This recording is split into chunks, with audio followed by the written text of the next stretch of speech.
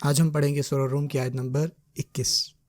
وَمِنْ آيَاتِهِ أَنْ خَلَقَ لَكُم مِّنْ أَنفُسِكُمْ أَزْوَاجًا لِتَسْكُنُوا إِلَيْهَا وَجَعَلَ بَيْنَكُم مَّوَدَّةً وَرَحْمَةً إِنَّ فِي ذَلِكَ لَآيَاتٍ لِقَوْمٍ يَتَفَكَّرُونَ۔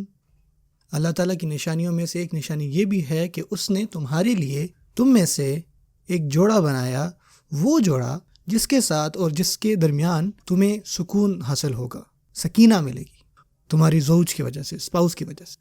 اور اللہ سبحانہ و تعالیٰ فرماتے ہیں کہ اس سب میں بے شک اس میں نشانیاں ہیں ان لوگوں کے لیے جو سوچتے ہیں، فکر کرتے ہیں، جو تفکر کرتے ہیں۔ اگر آپ جاننا چاہتے ہیں اس کے اوپر سوچیں۔ اللہ تعالیٰ نے ہمارے لیے ایک تحفہ بھیجا ہے، ہمارے لیے تحفہ ہمارے زوج کی شکل میں، لیکن حقیقت یہ ہے جب آپ شادی کر بھی لیتے ہیں تو آپ کے جو گزشتہ گناہ ہوتے ہیں وہ نہیں چھوٹتے۔ مثال کے طور پہ آپ کوئی کیک بنا رہے ہیں، ایک کیک کو بیک کر رہے ہیں اور آپ اس میں چینی ملانا بھول جائیں، سو کیا ہوگا؟ وہ لگ تو بہت اچھا رہا ہوگا، بہت اچھا آپ نے ڈیکوریٹ کیا، سب کچھ کو بنایا ہے، لیکن جیسے آپ اس کا پہلا لقمہ لیں گے آپ کہیں اوہ بجائے چینی کے میں نے تو اس میں نمک ڈال دیا۔ سو ہمارے ساتھ کیا ہوتا ہے؟ ہمارے پاس وہ ساری چیزیں ہیں جو کہ ایک صحیح اور اچھی زندگی کے لیے ہونی چاہیے۔ ہم نے صرف ان گناہوں کو چھوڑنا ہے اور خود کو ڈیڈیکیٹ کرنا ہے اور اپنی شادی پر واقعی کام کرنا ہے۔ اگر آپ سمجھتے ہیں کہ شادی جو ہے ایک خالی ایک ہنی مون ٹائپ ہے تو اگلے دن ٹوٹ جائے گا یہ سب کچھ، جیسے آپ کا ہنی مون ختم ہوتا ہے۔ کیونکہ شادی جو ہے نا ایک بہت بڑی قربانی ہے، اس میں آپ کو بہت قربانی دینی پڑتی ہے۔ آپ کا وقت، آپ کا کام، آپ کی انرجی، سستی کے لیے کوئی جگہ نہیں ہے۔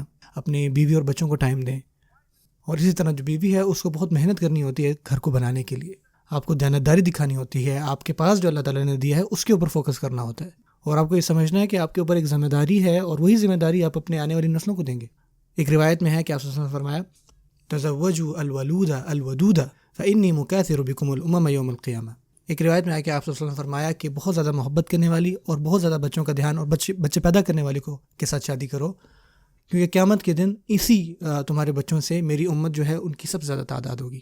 میں وہ نبی ہوں گا جس کے سب سے زیادہ جو ہے وہ امتی ہوں گے۔ آپ صلی اللہ علیہ وسلم دیکھیں کہ آپ کے بچے تو ہیں لیکن ان میں سے کوئی بھی جو ہے وہ آپ صلی اللہ علیہ وسلم کا فالوور نہیں بن رہا۔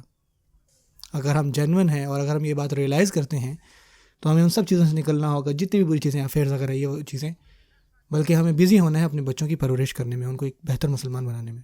بچے بڑے ہو رہے ہیں، اس کو مسجد لے کے جائیں، اور اس کو دکھائیں کہ آپ کس طرح بات کرتے ہیں، کس طرح آپ کا رویہ ہے، اس کو دیکھنے دیں گے کس طرح آپ اس کی والدہ کو ٹریٹ کرتے ہیں، اور اسی طرح پھر وہ بھی اپنی والدہ کی جو ہے سب سے زیادہ عزت کرے گا۔